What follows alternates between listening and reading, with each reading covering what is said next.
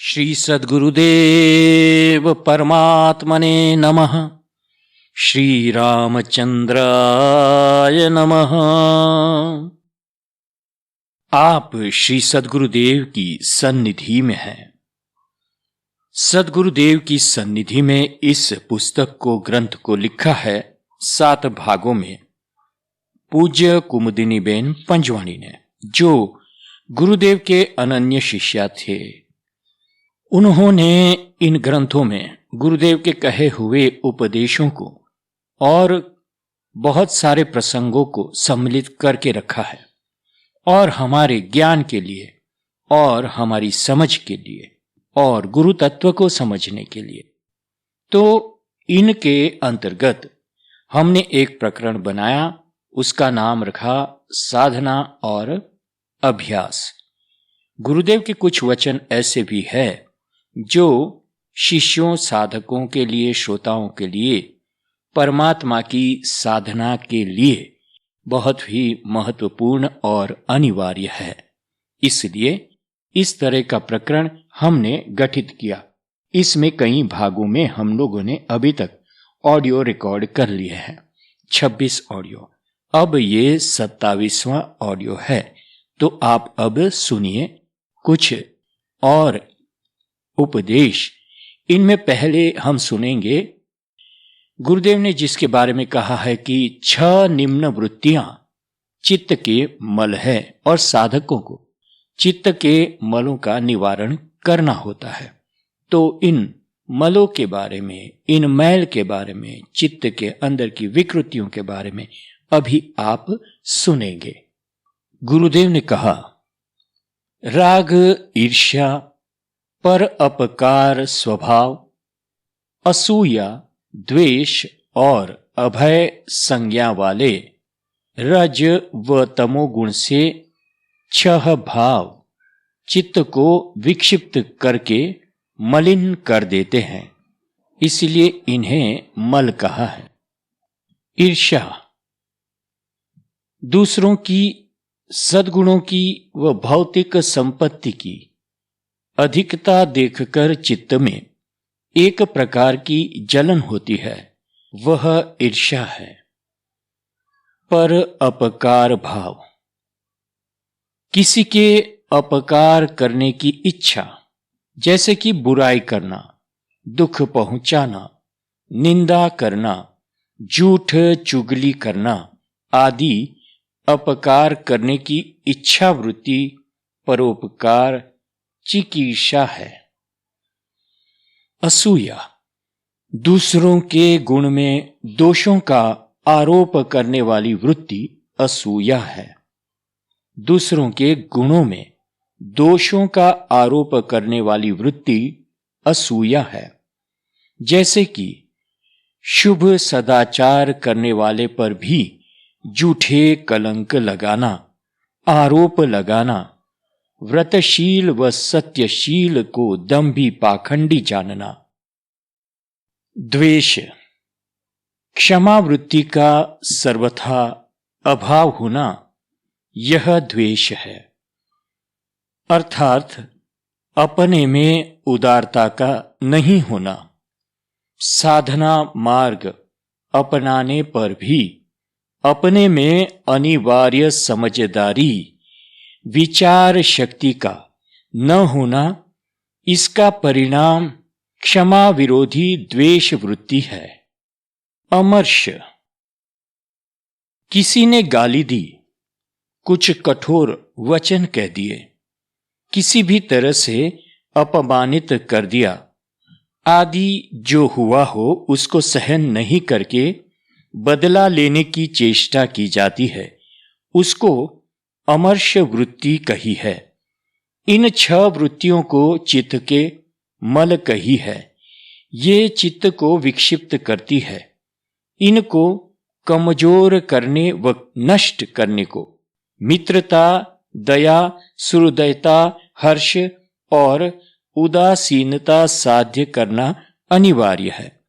तो समझ लो कि इन वृत्तियों को निकाल फेंकने के लिए, नष्ट करने के लिए कौन से गुण अपनाने चाहिए, यह सुनो।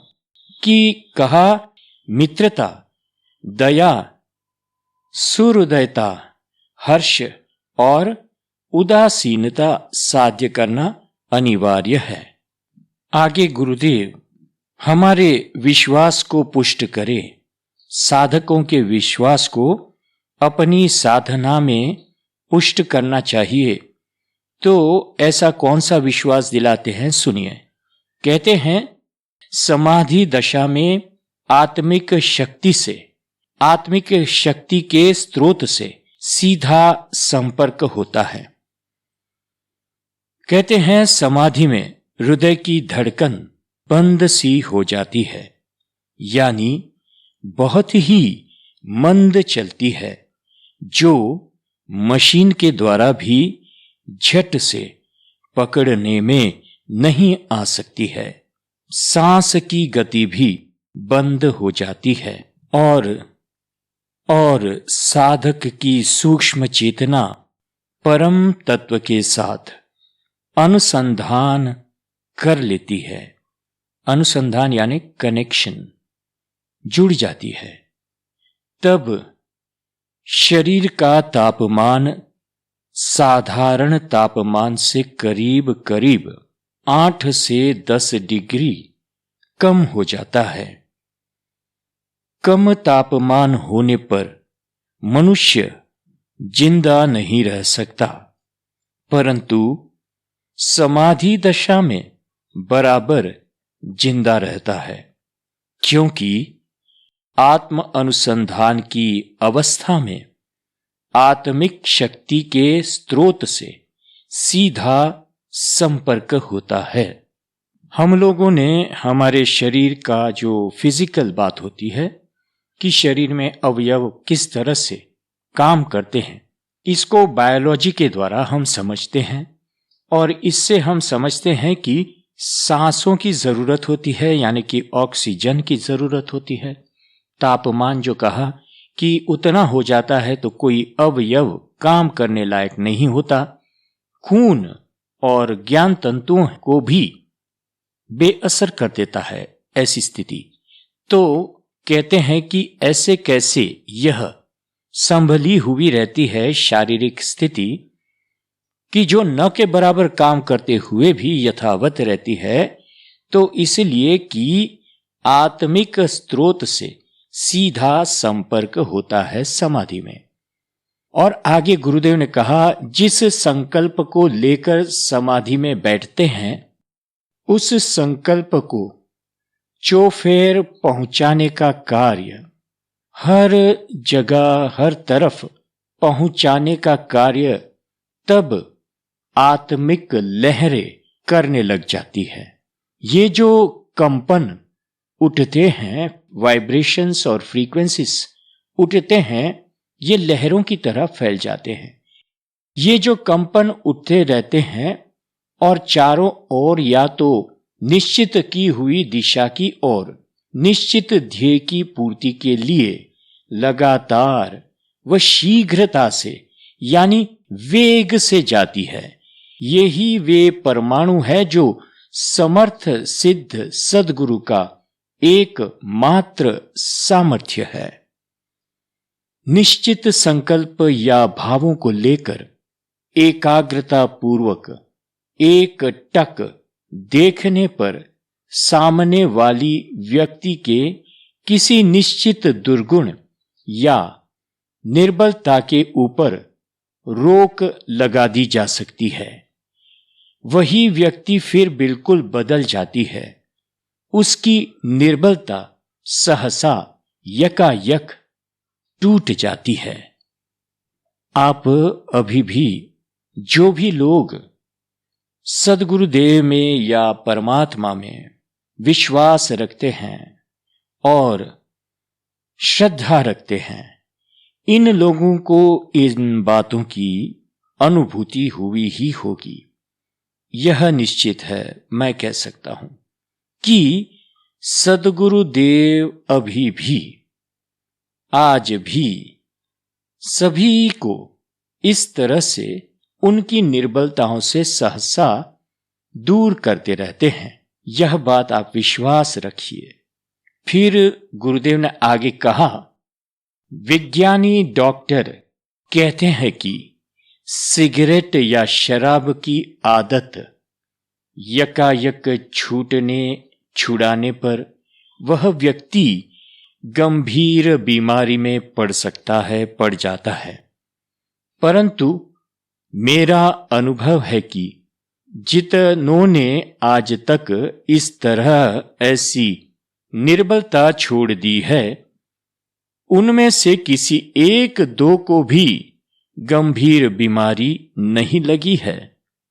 उसको कुछ हो ही नहीं सकता, क्योंकि इसमें उसको करने का भी कुछ नहीं है ना।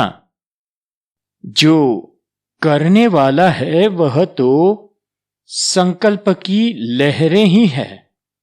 इसलिए होता क्या है कि वह निर्बलता उसके पास आ ही नहीं सकती है, तो छोड़ने का कहां रहा है, जबकि वह खुद ही दिग्बंध के जैसे बंधन से जकड़कर है, उसके पास आ ही नहीं पाती है। इसमें कुछ चमत्कार नहीं है। यह तो शक्तिशाली वृत्ति की निर्बल वृत्ति पर की विजय मात्र है। तमोगुण के ऊपर सत्वगुण का प्रभाव होता ही है। यह शाश्वत सत्य ही खुला होता है।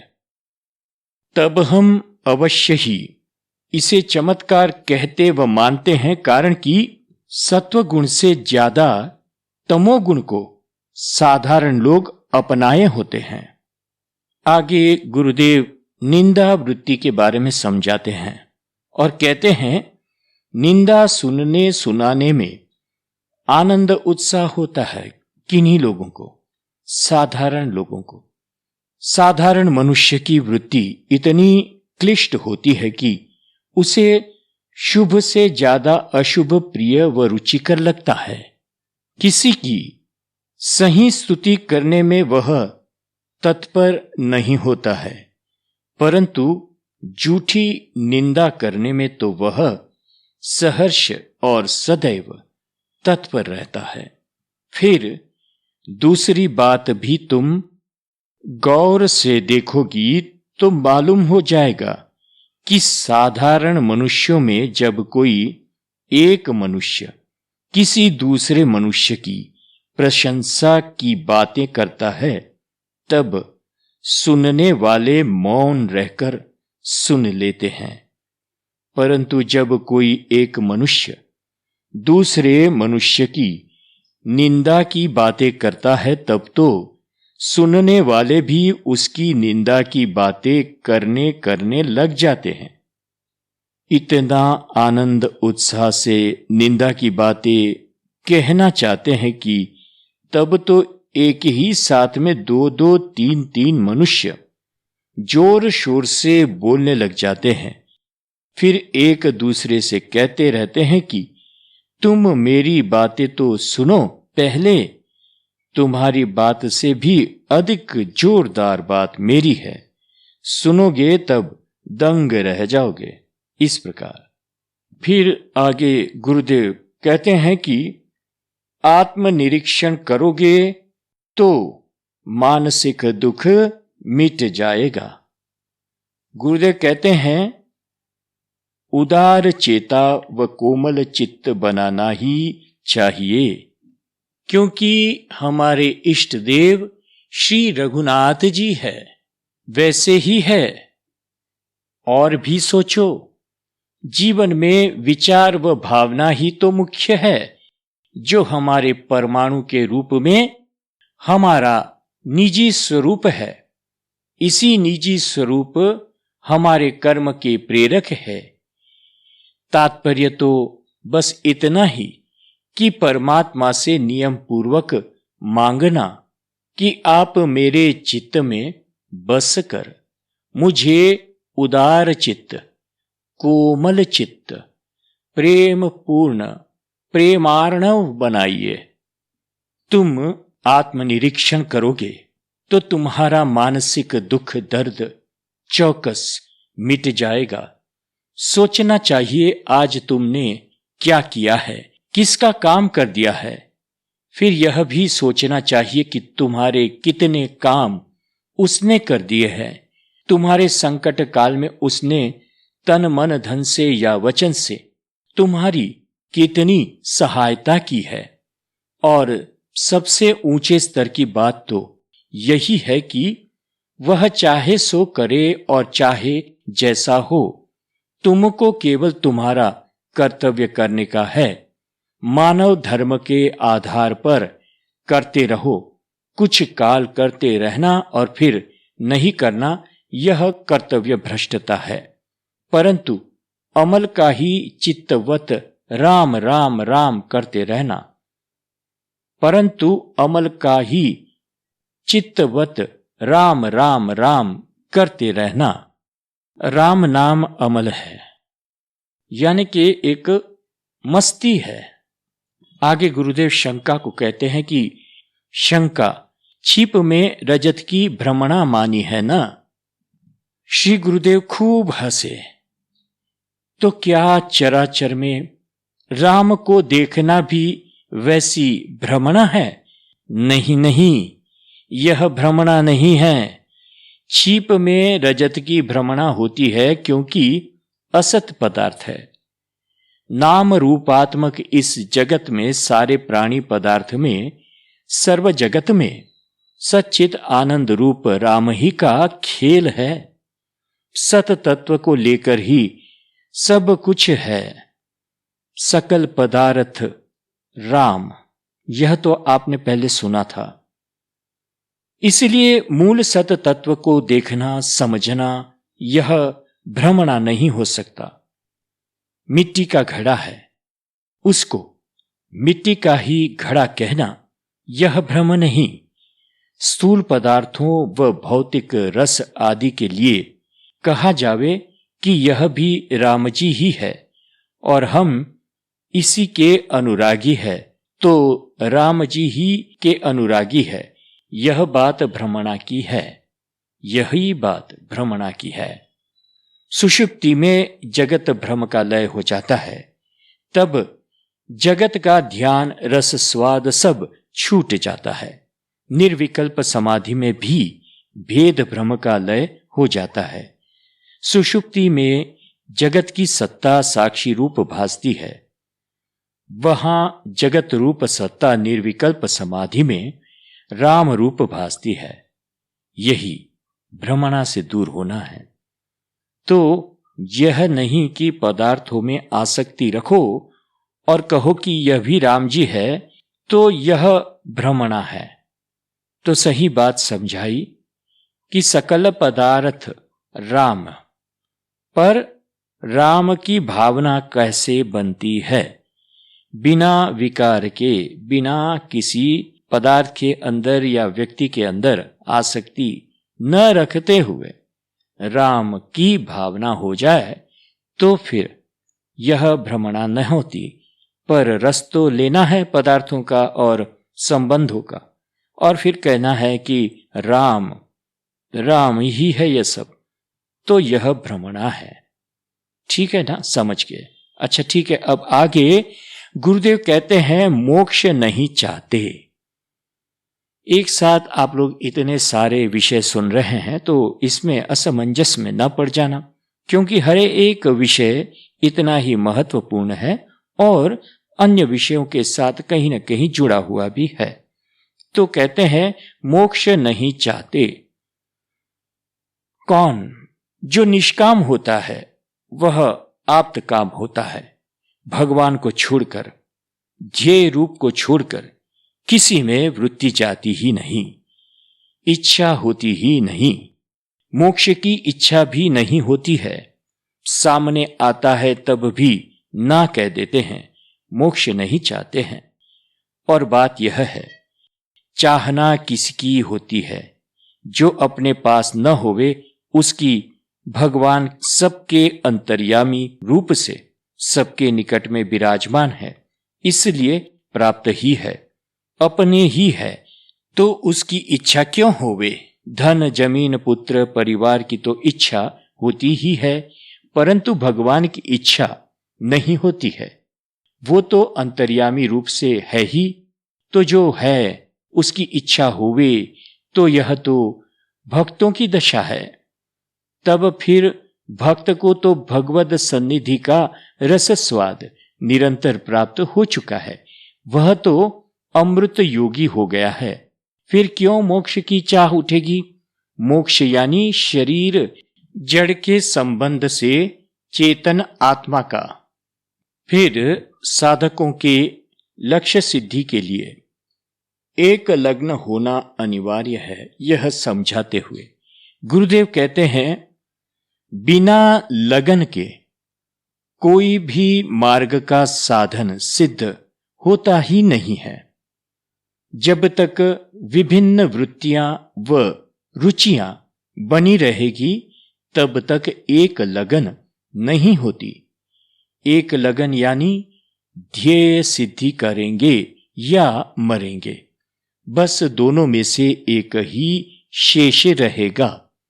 ऐसी लगन हो तब ही पूरा पड़े। भगवद साक्षात्कार की अनमोल पारस मणि की इच्छा रखते हुए फिर क्षुल्लक पदार्थों, प्राणी पदार्थ, मान, धन, कीर्ति इत्यादि की कामना क्यों? भजन या साधना या राम राम या कृष्ण कृष्ण बोलते रहने से कुछ होता नहीं है। बोलने भर से ही सब कुछ हो जाता है, ऐसे भ्रम में मत रहो। भजन करना है तो मछली बनो, सिवाय पानी के मछली को कुछ भी नहीं सुहाता।